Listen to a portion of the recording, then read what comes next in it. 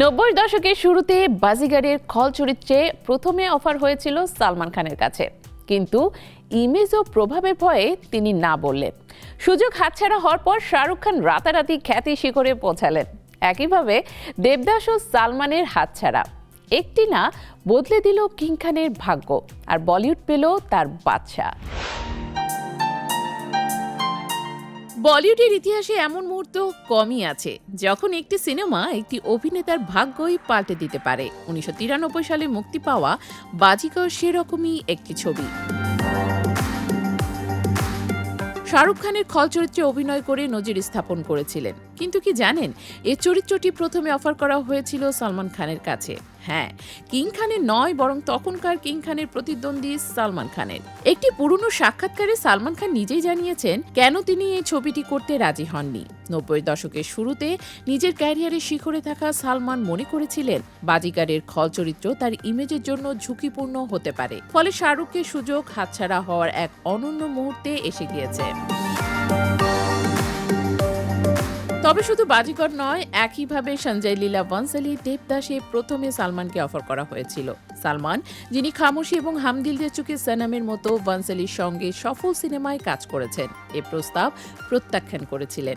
তিনি স্পষ্ট করেছিলেন এমন চরিত্রে কাজ করতে চান না যা তরুণ প্রজন্মের ওপর নেতিবাচক প্রভাব ফেলতে পারে। দেবদাস মদ্যপান এবং বিষণ্ণতায় আচ্ছন্ন চরিত্র সালমানের নৈতিক মানসিকতার সঙ্গে মেলেনি। সালমানের মতে একজন অভিনেতার দায়িত্ব শুধু সিনেমা করা নয়, বরং সমাজের ওপর ইতিবাচক প্রভাব ফেলা। তিনি এমন চরিত্র বেছে নিতে চান যা তরুণদের মোটিভেট করবে। এমনকি নিজের রাধে সিনেমার সময়ও দর্শকদের সতর্ক করেছিলেন যেন তারা পর্দায় নেতিবাচক বিষয় অনুসরণ না করে, বরং তার ভুল থেকেই শিক্ষা নেয়। ফলে শাহরুখের জন্য এসেছে এক স্বর্ণালী সুযোগ। বাজিগারের খল চরিত্র তাকে রাতারাতি খ্যাতি শিখরে পৌঁছে দেয়। কাজল ও শিল্পা শেট্টির বিপরীতে অভিনয় করে শাহরুখ 90 দশকের শুরুতে সাহসী ও ভিন্ন চরিত্রের জন্য দর্শকদের মন জয় করেন। আর দেবদাস অভিনয় শাহরুখের পরবর্তী মহাকাব্য তাকে কিং খানের স্থায়িত্বের প্রতীক বানায়। বলিউড বিশেষজ্ঞরা মনে করেন এই দুই ব্লকবাস্টার সিনেমার জন্য সালমানের প্রত্যাখ্যানই শাহরুখের জন্য আশীর্বাদ হয়ে আসে। একটি সিদ্ধান্তই যা তখনকার সময় ছোট দেখায়, পরে কিং খানের ক্যারিয়ারের দিক বদলে দেয়। সালমান হয়তো সুযোগ হারালেন, কিন্তু দর্শক পেলেন শাহরুখের বাদশা। এভাবেই বলিউডে কখনো কখনো ছোট সিদ্ধান্তই বড় ইতিহাস রচনা করে। কেউ হেরে যায়, কেউ জয়ী হয়, আর দর্শক পায় অনন্য রোম্যান্স।